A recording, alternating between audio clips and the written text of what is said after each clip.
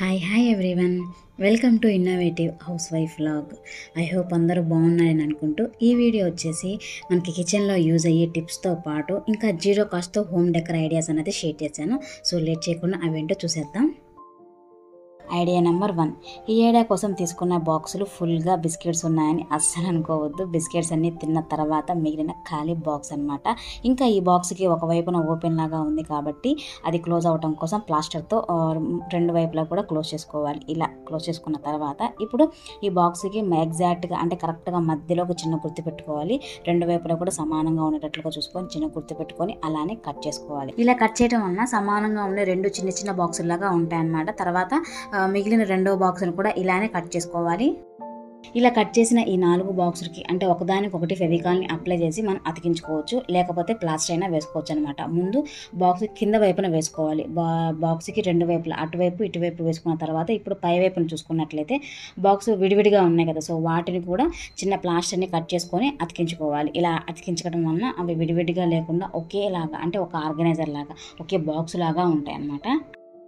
తర్వాత ఏదైనా ఒక క్రాఫ్ట్ పేపర్ని ఈ బాక్స్కి అన్ని వైపులా కవర్ అయ్యేటట్లుగా కట్ చేసుకొని ఫెవికాల్తో అతికించుకోవాలి. ఇలా క్రాఫ్ట్ పేపర్ని అతికించడం వల్ల ఈ ఆర్గనైజర్ లుక్ అయితే చూడండి ఎంత బాగా మారిపోయిందో. సో నాకైతే చాలా బాగా అనిపించింది. అసలు ఇది బాక్స్తో ఖాళీ బాక్స్ చేసిందేనా అన్నట్లుగా అనుమానం కూడా ఉందన్నమాట. ఇంకా దీంట్లో మనము పిల్లల అండర్ గార్మెంట్స్ అయితే చాలానే ఉంటాయి కాబట్టి గజిబిజి లేకుండా చక్కగా ఇలా మనం రౌండ్గా ఫోల్డ్ చేసుకొని పెట్టుకుని అయితే చూడటానికి చాలా బాగా ఉంటుంది. అలానే వాళ్ళు తీసి యూజ్ చేసుకోవడానికి కూడా యూజ్ అవుతుంది అనమాట. సో తప్పకుండా మీరు ట్రై చేయండి. అలానే మీకు ఎలా అనిపించింది ఈ ఐడియా అనేది. నెక్స్ట్ ఐడియా వచ్చేసి ఇలా మనం పెట్టుకున్న ఉంగరం కొద్ది రోజులకి టైట్ అవుతుంది కదా, అప్పుడు అక్కడ కొద్దిగా సబ్బు అన్నది రాసి ఆ ఉంగరాన్ని అనేది తీసేస్తాము. ఈ ట్రిక్ అందరికీ తెలుసు. ఇలాంటిదే నేను మరొక ట్రిక్ అనేది షేర్ చేస్తాను. అంటే సబ్బు రాయకుండా వేరే ట్రిక్ అనమాట. అది ఏంటి అంటే ఏదైనా ఒక కవర్ అనేది తీసుకొని మనము ఉంగరానికి వేలికి మధ్యలో ఈ కవర్ అనేది పెట్టి రౌండ్గా చుట్టాలి కంప్లీట్గా అనమాట. అంటే మనకి టచ్ అవ్వకూడదు ఉంగరం అనేది. ఇలా పెట్టిన తర్వాత ఇప్పుడు కవర్ని కొంచెం మన వైపుకి లాగి అలానే మళ్ళీ ఆపోజిట్ డైరెక్షన్లో బయటికి లాగుతున్నట్లుగా లాగినట్లయితే ఆ కవర్తో పాటు ఆ ఉంగరం కూడా ఇలా ఈజీగా వచ్చేస్తుంది అనమాట. చూసారు కదా, చిన్న ట్రిక్తో టైట్గా ఉన్న ఉంగరాన్ని ఎలా సింపుల్గా మనం బయట తీసేయచ్చు. సో తప్పకుండా మీరు ఈ చిన్న ట్రిక్ని ట్రై చేయండి.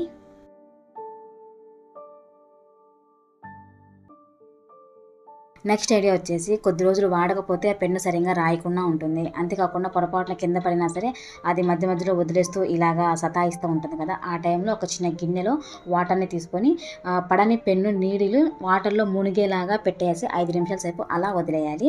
ఇలా 5 నిమిషాల తర్వాత ఒకసారి పొడి క్లాత్తో తుడిచి రాసుకున్నట్లయితే మామూలు పెన్నులాగే రాస్తుంది అనమాట. సో తప్పకుండా ట్రై చేయండి పెన్ను ఎప్పుడైనా సతాయించినట్లయితే ఈ చిన్న ఐడియాని.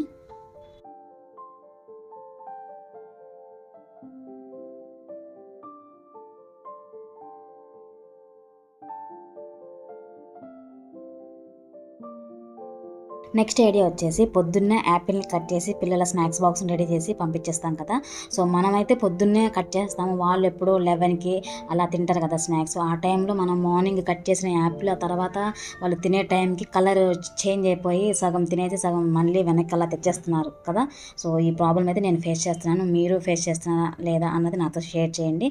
సో ఈ ప్రాబ్లంకి సొల్యూషన్ ఏంటి అంటే ఒక గిన్నెలో వాటర్ని తీసుకొని ఆ వాటర్లో 1/2 టేబుల్ స్పూన్ తేనె అనేది వేసి బాగా కలపాలి. ఇలా కలిపిన తర్వాత ఇప్పుడు మనం కట్ చేసిన యాపిల్ ముక్కల్ని ఈ వాటర్లో పెట్టేసి ఒక్క నిమిషం సేపు అయినా సరే అవసరం లేదు, అలా వాటర్లో పెట్టేసి ఇలా తీసేసి మనం స్నాక్స్ బాక్స్లో పెట్టి పంపించినట్లయితే సో పిల్లలు ఎప్పుడు తిన్నా సరే ఈవినింగ్ తిన్నా సరే ఆ కలర్ అనేది చేంజ్ అయిపోకుండా అలానే ఉంటుందన్నమాట. సో తప్పకుండా మీరు ట్రై చేయండి మీ పిల్లలు స్నాక్స్ బాక్స్లో యాపిల్ పెట్టే టైంలో. ఇంకా ఈ వీడియోలో లాస్ట్ ఐడియా వచ్చేసి నా దగ్గర ఇలాంటి ఒక గాజు సీసా అయితే ఉంది. సో దీనిని ఎలా యూజ్ చేసుకుందాము అని ఆలోచిస్తుంటే ఒక ఐడియా వచ్చిందనమాట. అది కూడా తక్కువ కాస్ట్తోనే. సో అది ఏంటి అంటే ఫస్ట్ ఈ సీసాకి ఒక కలర్ అన్నది వేసుకోవాలి. ఇక నేను వుడ్ లుక్ కోసం ఈ కలర్ పెయింట్ అనేది వేస్తున్నాను. పర్టికులర్గా ఇదే వేయాలని అయితే ఏమీ లేదు, మనకు నచ్చిన ఏ కలర్తోనైనా సరే కంప్లీట్గా సీసాని కవర్ చేసుకోవాలి. ఇలా కవర్ చేసిన తర్వాత ఈ పెయింట్ ఆరేలోపు ఇక నేను కొబ్బరి చిప్పలని తీసుకుంటున్నాను. ఈ చిప్పలకి చూసుకున్నట్లయితే పైన పీచులాగా పొట్టులాగా కొంచెం గుచ్చుకున్నట్లుగా ఉంది కదా, సో దానిని మనం చాకుతో పీల్ తీసినట్లుగా చేసుకున్నట్లయితే ఆ పీచు పొట్టు అన్నది అంతవరకు కట్ అయిపోయి మనకి పట్టుకుంటే ఇక్కడ మనకి క్లియర్గా కనిపించట్లేదు కానీ పట్టుకుంటే కూడా చాలా సాఫ్ట్గా ఉందన్నమాట. చూడటానికి కూడా సాఫ్ట్గా ఉంది. ఇక్కడ వీడియో క్లిప్పింగ్లో అయితే ఆ సాఫ్ట్నెస్ కనిపించట్లేదు, మనం పట్టుకుంటే క్లియర్గా తెలుస్తుంది అనమాట ఎంత సాఫ్ట్గా ఉందో అంతకుముందు దానికి ఇప్పటికి.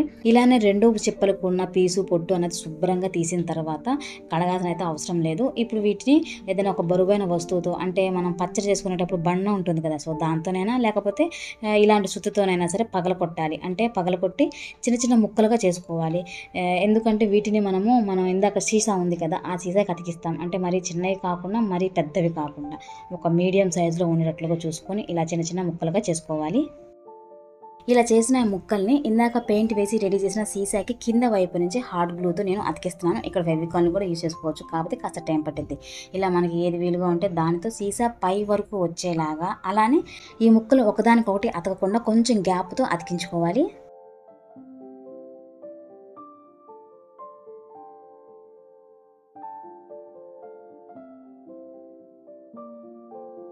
ఇలా సీసా మొత్తానికి ఈ కొబ్బరి ముక్కల్ని అతికించిన తర్వాత ఇప్పుడు ఒక్కొక్క ముక్కకి ఒక్కొక్క కలర్తో పెయింట్ అనేది వేస్తున్నాను. ఇక్కడ ఇంకొక చిన్న టిప్ అనమాట. మనకి ప్రస్తుతానికి ఈ కొబ్బరి చిప్పలు లేకపోయినట్లయితే కార్డ్బోర్డ్ అయితే ఉంటుంది కదా, దానిని షేప్లెస్గా, అంటే ఒక షేప్ అనేది కాకుండా మనకి షేప్లెస్గా రావాలన్నమాట. ఇక్కడ చూడండి, కొబ్బరి ముక్కలు ఎలాగా మనం కట్ చేసుకున్నాము, ఒక షేప్ అనేది దేనికి లేదనమాట, రెండు ఒకేలాగా ఏ ముక్కలు లేవన్నమాట. అలాగా కట్ చేసి ఇలానే అతికించి సేమ్ ఇదే ప్రాసెస్లోనే మనం ఒక్కొక్క పీస్కి ఒక్కొక్క కలర్తో డెకరేట్ చేసుకోవాలి. ఇలాగా మనం అతికించిన ముక్కలు మొత్తానికి, అంటే ఒక కలర్ పక్కన రాకుండా చూసుకోవాలన్నమాట. కొంచెం ఒకే కలర్ పక్కన వచ్చినట్లయితే మళ్ళీ యూనిఫామ్గా ఉంటుంది. అలా రాకుండా ఇప్పుడు వైట్ వచ్చింది అనుకోండి, వైట్ పక్కన ఆరెంజ్, ఆరెంజ్ పక్కన రెడ్, రెడ్ పక్కన పింక్, ఇలాగ కొంచెం డిఫరెంట్గా వచ్చేటట్లుగా చూసుకొని మనం కంప్లీట్గా సీసాకి ఇలాగా పెయింట్తో డెకరేట్ చేసుకోవాలి. ఇంకా ఫైనల్గా మనం వేసిన పెయింట్ ఆరిన తర్వాత చూసుకున్నట్లయితే జీరో కాస్ట్తో ఒక అందమైన వేస్ రెడీ అయిపోయింది. సో చూడటానికి నాకైతే కలర్ఫుల్గా ఉందన్నమాట. అదే సేమ్ ఒకే కలర్ వేసుకున్నట్లయితే ఒక యూనిఫామ్గా ఉండేది. ఇంత కలర్ఫుల్గా అయితే అస్సలు వచ్చేదే కాదనమాట. అందుకోసం నేను ఒక కలర్ పక్కన ఇంకా వేరే కలర్ అన్నది వేయమని చెప్పాను. సో అలానే అవుట్పుట్ ఇంత నీట్గా ఉండాలి అంటే కొంచెం టైం అయితే తీసుకుంది. డెఫినెట్గా నాకు కంప్లీట్గా 1 డే పట్టిందనమాట ఇది కంప్లీట్గా పెయింట్ అన్నది వేయడానికి. సో ఇంత టైం తీసుకున్నా నో ప్రాబ్లం అనమాట. నాకు అవుట్పుట్ అంత బాగా వచ్చింది. సో డెఫినెట్గా మీరు ట్రై చేయండి. అలానే ఈ వీడియోలో నేను షేర్ చేసిన useful ideas, zero cost decorative items తప్పకుండా ట్రై చేయండి. మీ అందరికీ యూజ్ అవుతాయి అని అనుకుంటున్నాను. అలానే మీకు ఎలా అనిపించింది అనేది కామెంట్ సెక్షన్లో కామెంట్ చేయండి. ఇలాంటి మరికొన్ని ఇంట్రెస్టింగ్ అండ్ యూజ్ఫుల్ ఐడియాస్తో నేను మీ ముందుకు వచ్చేస్తాను. అప్పటి వరకు కీప్ వాచింగ్ మై ఛానల్.